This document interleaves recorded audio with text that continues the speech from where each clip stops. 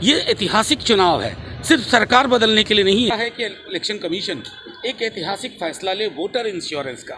नमस्कार, आप देख रहे हैं न्यूज़ भारतवर्ष और मैं हूं आपके साथ रमन राय। बिहार विधानसभा चुनाव को लेकर केंद्रीय चुनाव आयोग की टीम 3 दिवसीय दौरे पर बिहार पहुंची हुई है, जिसकी अध्यक्षता मुख्य चुनाव पदाधिकारी सुनील अरोड़ा पटना पहुंचे हुए इस वक्त होटल लेमन ट्री में चुनाव आयोग की इस वक्त बैठक चल रही है। तमाम राजनीतिक दलों को यहां पर चुनाव के लिए सुझाव को लेकर बुलाया गया है, जिसको लेकर आरजेडी की तरफ से राज्यसभा सांसद मनोज झा पहुंचे हैं और मनोज झा ने साफ तौर पर चुनाव आयोग को कई सारे सुझाव दिए।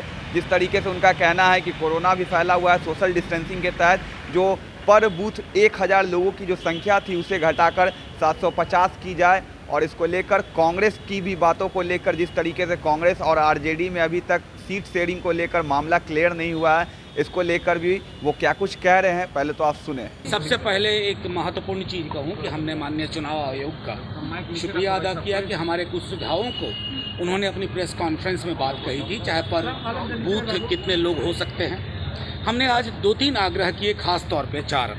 पहला कहा कि पर बूथ जो फिजिकल डिस्टेंस दैहिक दूरी का मामला होता है उसके हिसाब से 1000 को 750 करें, भले उसके लिए मोबाइल बूथ बनाना पड़े, कोई और व्यवस्था करनी पड़े। दूसरी बात है, हमने आग्रह किया कि आपने 7 बजे से 5 बजे वाले टाइमलाइन को एक्सटेंड करके 6 बजे किया है। दैहिक दूरी, कोरोना संक्रमण के मद्देनज़र और भी जितने प्रोटोकॉल हैं उसके हिसाब से हमने कहा 7 से 7 कीजिए, यानी कि 12 घंटे का वक्त वोटर को अवेलेबल हो। तीसरी चीज़, संक्रमण को लेकर के जो डर व्याप्त है लोगों के बीच में, जो भय है, उससे वोटिंग परसेंटेज कम ना हो, उसके लिए एक आवश्यकता है कि इलेक्शन कमीशन एक ऐतिहासिक फैसला ले वोटर इंश्योरेंस का। हर वोटर का बीमा हो, ताकि उसके अंदर अगर खौफ है, डर है, तो कम से कम उसकी भरपाई, उसकी कमी में मदद मिले। फिर हमारे साथियों ने और भी एक सवाल किया कि मान लीजिए कि कैंपेन में आपने कहा 5 लोग, मैं एक गांव से गुजर रहा हूं, स्वतः स्फूर्त 30 लोगों की भीड़ आ गई, 40 लोग आ गए, वो मुकदमा किस पे हो जाएगा? विधायक के उम्मीदवार ने तो भीड़ नहीं बुलाई या नेता ने नहीं बुलाई, स्वतः स्फूर्त है, स्पॉन्टेनियस है, गांव की सकड़ी गलियों में। उसके मद्देनज़र हमने अपने सवाल रखे और आग्रह किया। एक और महत्वपूर्ण सवाल जो हमने कहा कि तमाम वैसे अधिकारीगण जिनके बड़े गहरे निजी संबंध हैं सत्ता प्रतिष्ठान से, उन अधिकारियों पर चाहे किसी भी ज़िले में हो, उन पर एक नज़र रहे ताकि चुनाव प्रभावी ना हो। आप नाम दिए हैं क्या? ना, ये हम राजद के चरित्र में नहीं। और एक आखिरी चीज़ जो हमने उनके सामने रखा माननीय चुनाव आयोग के समक्ष, कि चुनाव आयोग लेवल प्लेइंग फील्ड, यानी कि सबके लिए समान अवसर, सबके लिए समान अवसर। अब एक व्यक्ति हैं जिनके लिए करोड़ का मंच बनता है, और एक हमारे जैसे दल के लोग हैं जो 4 तख्त पर तख्त जोड़ करके प्रचार करते हैं, तो ये समानता नहीं रही, लेवल प्लेइंग फील्ड नहीं रहा।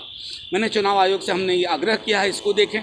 और सोशल मीडिया का जो दुरुपयोग, जिसके लिए चुनाव आयोग खुद भी अलर्ट है, उसमें रूमर, घृणा, वैमनस्य की बातें, उस पर फौरी तौर पर कार्रवाई हो और सख्त सजा मिले, ताकि संदेश जाए कि चुनाव सौहार्दपूर्ण माहौल में हो। हमने सिर्फ अपील की है कि व्यापक सरोकार में, जहां हम किसान विरोधी, जन विरोधी, बेरोजगारी से के सवालों से दूर भाजपा जदयू की सरकार को शिकस्त देना चाहते हैं, तो हमने कांग्रेस से हाथ जोड़ के अपील की, हठ धर्मिता त्यागिए और व्यापक कैनवस को देखिए। 1 सीट आगे, 2 सीट आगे, 3 सीट आगे, ये ऐतिहासिक चुनाव है, सिर्फ सरकार बदलने के लिए नहीं है, सरोकार बदलने के लिए।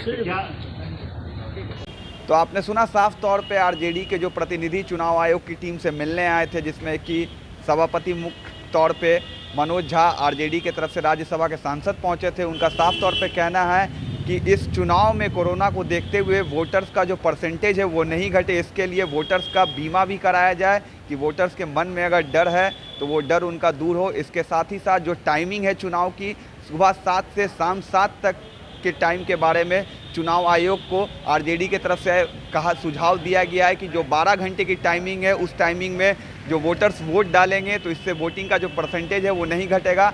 और कांग्रेस पर जो सवाल पूछा गया पत्रकारों के द्वारा कि कांग्रेस का क्या स्टैंड है महागठबंधन को लेकर, तो उन्होंने साफ तौर पे कहा कि कांग्रेस ने भी जीत पकड़ी हुई है 2 या 3 सीट ऊपर नीचे लेकर, लेकिन कुछ दिनों में ये सब बातें क्लियर हो जाएगी। सीट शेयरिंग का जो मामला है वो भी क्लियर हो जाएगा। 1-2 दिन के भीतर आरजेडी अपना लिस्ट जारी करेगी उम्मीदवारों का, जिसमें कि मनोज झा ने बताया कि साफ तौर से सारा जो पिक्चर है वो क्लियर हो जाएगा।